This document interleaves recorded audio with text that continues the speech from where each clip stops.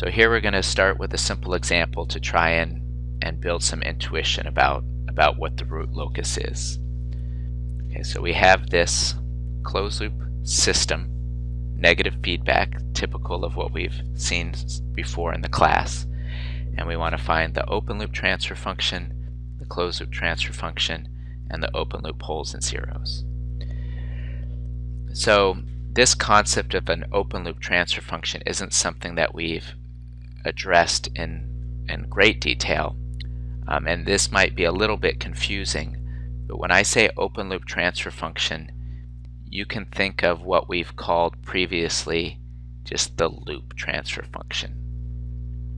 So when we find the closed loop transfer function of a negative feedback system and we use the form forward over 1 plus loop, the loop is the open loop transfer function.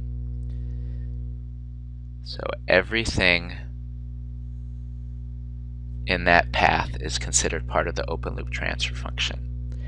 It's as if we took the closed loop system and we broke the feedback signal and stretched it out. So it's as if I took this signal, broke it away from the summing junction and spread it out. That's the open loop transfer function. So in this case,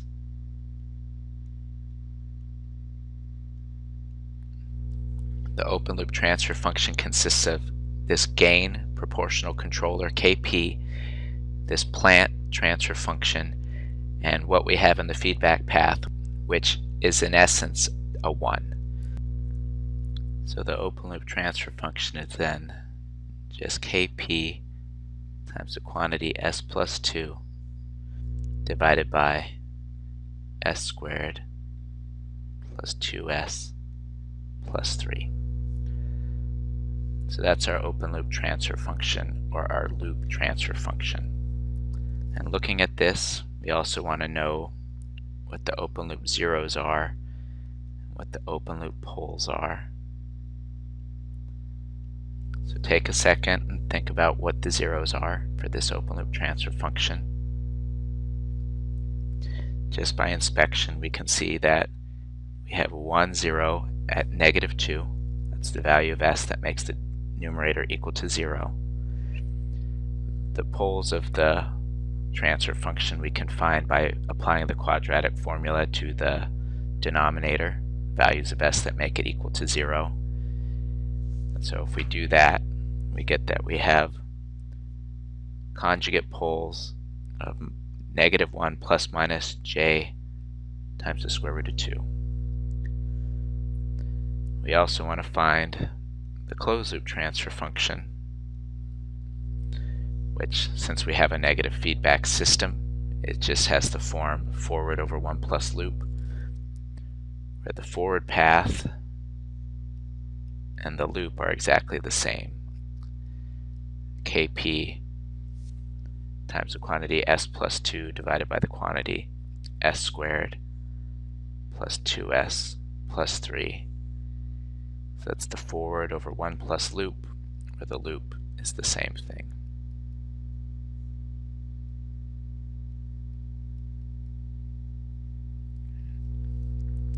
Right, so that's our closed loop transfer function. We'd like to clean it up a bit, and so in order to clear out those fractions, we multiply through by the denominator of this quantity. So we multiply through on the top and the bottom by s squared plus 2s plus 3. When we do that, it'll cancel that term, and we'll be left with Kp times the quantity s plus 2 in the numerator. In the denominator, when we multiply through by this quantity, we need to distribute it to the 1.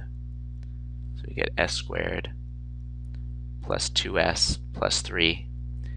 And then when we multiply it by this term, that'll cancel. So in addition to the 2s term, we'll also have the kps term. And in terms of our constants, we'll have a 3, and then we'll also have 2 times kp.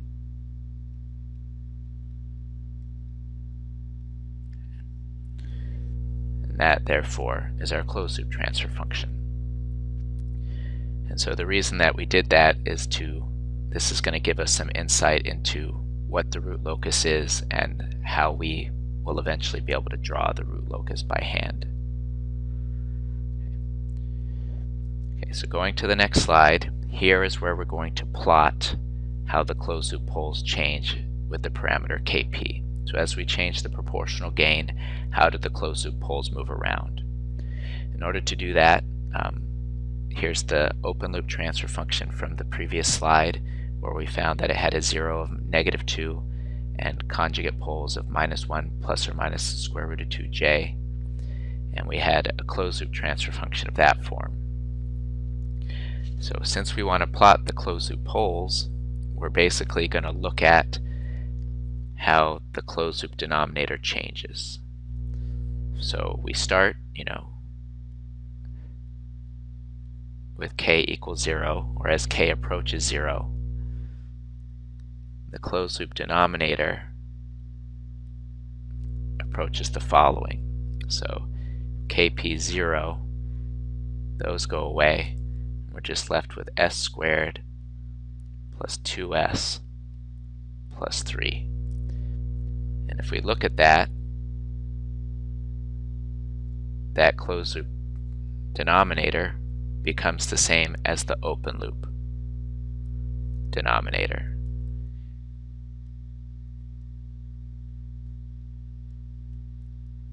Which is interesting.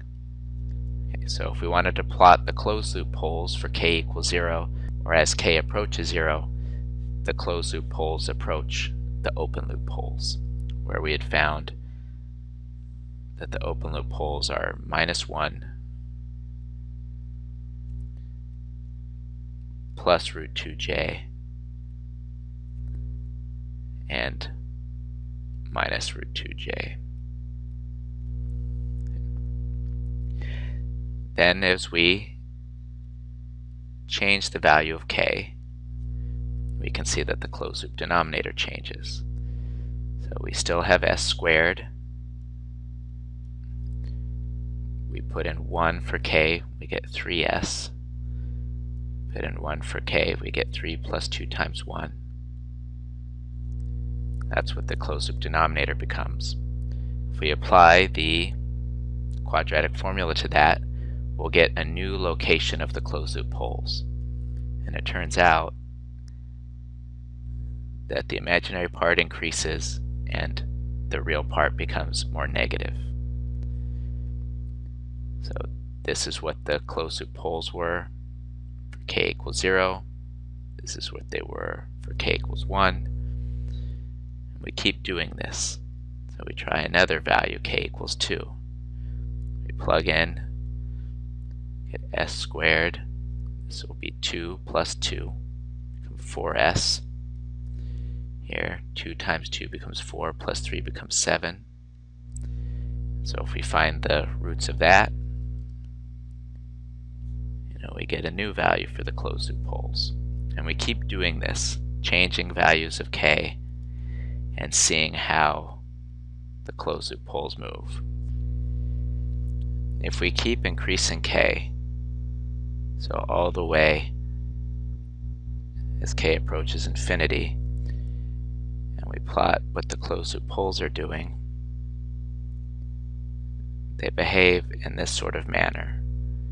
And then if we increase k enough, the system becomes overdamped. The closed loop poles go from being complex to being real. And if we look at our denominator, you can sort of imagine that as kp grows large, it will dominate this 2. As this kp grows large, it'll dominate this 3, and it'll also dominate this s squared term, except when s is large. And that'll become more clear later. But in essence, you can sort of imagine that our denominator becomes that sort of form. It's dominated by the kp terms as k becomes large. And if we factor that out,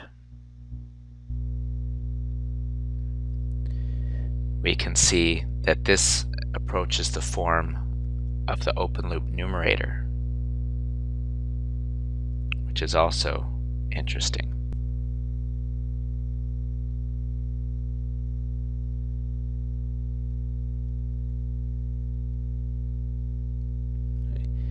So looking at this, as Kp becomes large, we get a pole at -2.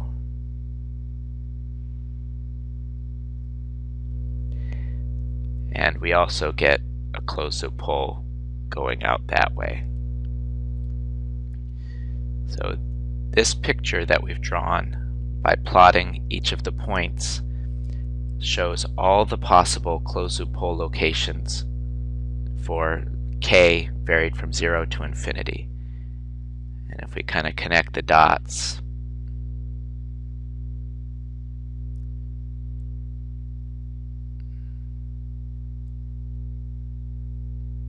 we can see those possible locations pretty clearly.